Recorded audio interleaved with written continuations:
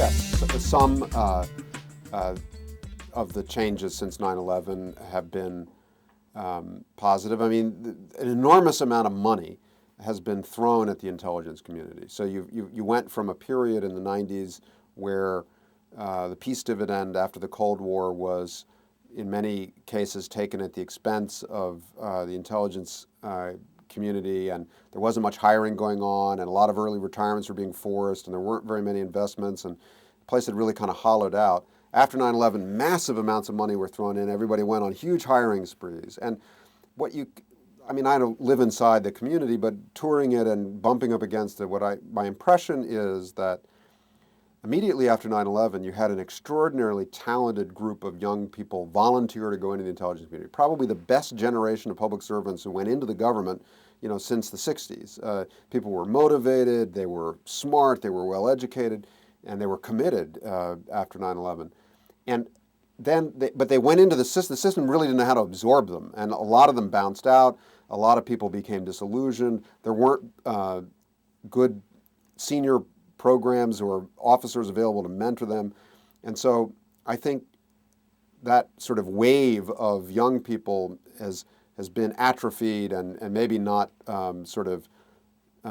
brought up to the way you would win. In the meanwhile, one of their experiences when all these really great people went in was that the whole system kept being reorganized and then reorganized again, and the agencies were all moving around. And so I think the sense you have from inside is that there's still a lot of confusion about what is a career in intelligence. I mean, how do you actually have a useful and successful and interesting career as an operative? I mean, analysts, there's millions of analysts running around, but as to the actual collection of intelligence, which was what the problem seemed to be running up to 9/11, I don't think the system is fixed at all. I think it's still a mess.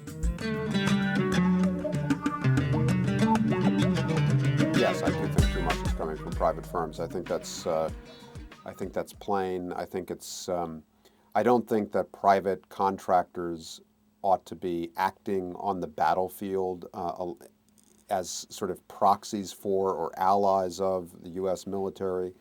I think private contracting for logistics and for support and for technology and maybe for some analysis can be part of a governmental system. But to have private contractors in the field carrying out the sort of statecraft of war or shadowy intelligence, warlike activity, paramilitary or collection activity, I think is a mistake.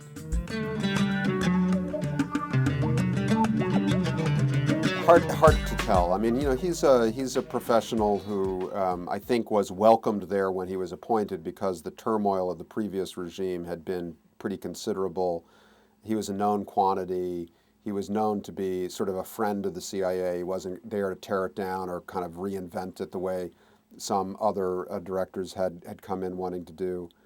But the basic problem that he faces and that the agency faces is that they've basically been reorganized out of their prestige and to some extent reorganized out of their parts of their mission. And they've lost their place at the table. Their place at the table with the White House is now taken by the Director of National Intelligence, the new sort of czar of all of the intelligence agencies. And that means the CIA is adjusting to a completely different world in which it no longer has direct contact with the President of the United States every morning. That's what made the CIA the source of all this mystique in our political culture, was that every morning, first thing, 6:30 or 7 a.m., the President of the United States sits down with the director of the CIA or his designated briefer, and they talk about the world. And when the President wants something done off the books, he turns to the CIA and he says directly, I want to raid Cuba, or I want to foment dissent in this country or that. And that relationship of the President and the CIA is broken. It just doesn't exist anymore. The CIA is now more like the FBI. It works at one step removed.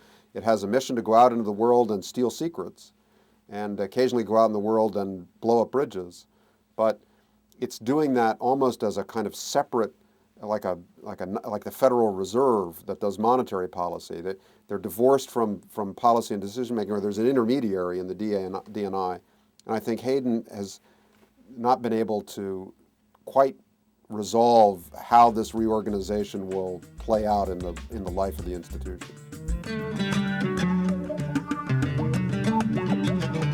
Well, there's a very heated debate within the U.S. Army and the military continuing now, and I'm doing some work on this now. And you know, the strain, everyone agrees there's an enormous strain.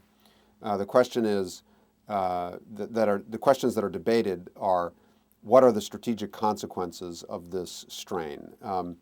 And on the one hand, you have those like Casey or certain colonels and others who would emphasize the loss of combat capability, the potential for a surprise elsewhere in the world that the United States can't respond to, and the general sort of inability of the United States to, say, pivot from Iraq, where things may be going better, to Afghanistan, where things are clearly going worse, because there just is there's no elasticity in the system anymore. The resources are all in the field.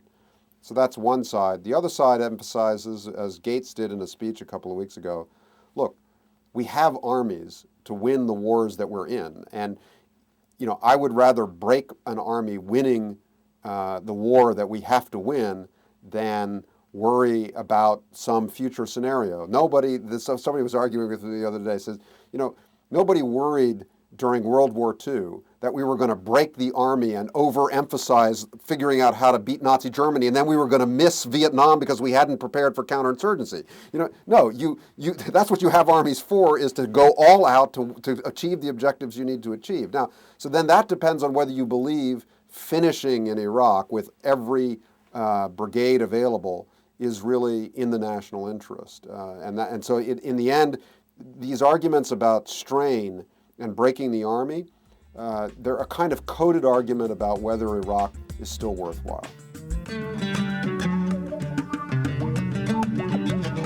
Well, I think the hunt's still important for a lot of reasons, you know, starting with justice, the fact that he's, you know, at large and has more or less accepted responsibility for the attacks, and no one's ever bothered to chase him down.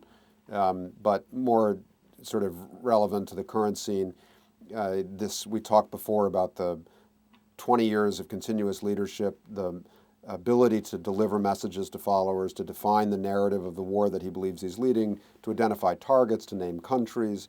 He still matters. It doesn't matter the way he did in 1999, but taking him off the airwaves and forcing al-Qaeda to deal for the first time in 20 years with a succession crisis, probably from the point of view of al-Qaeda's adversaries, would be a good objective. So I think there are lots of reasons why the hunt for him still matters.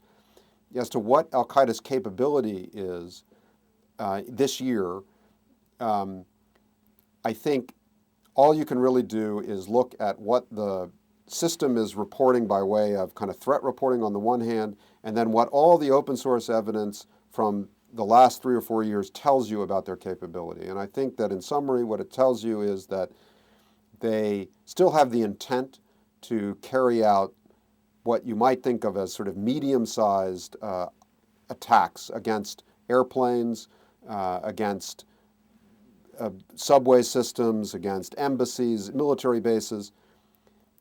They have the capability to plan sort of 6 to 9 month, fairly complicated, fairly ambitious plans like the one that's on trial in London involving the attempt to blow up planes over the Atlantic in August of 2006, the one that led to us not being able to carry our toothpaste aboard airplanes.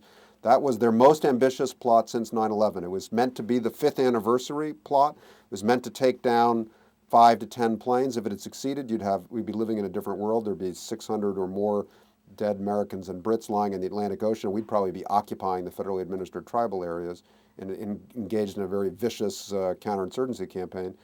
But that's been their most ambitious plot since, and it's a couple of orders of magnitude short of 9/11.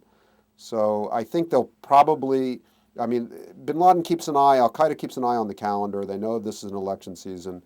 I think he'll probably want to do something. In 2004, what we can see in retrospect is that he didn't have the capability to do anything other than a media event.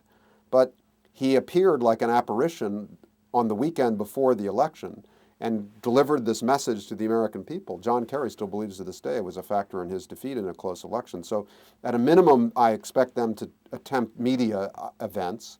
But if they have capability, they'll probably use it during the fall season, yeah.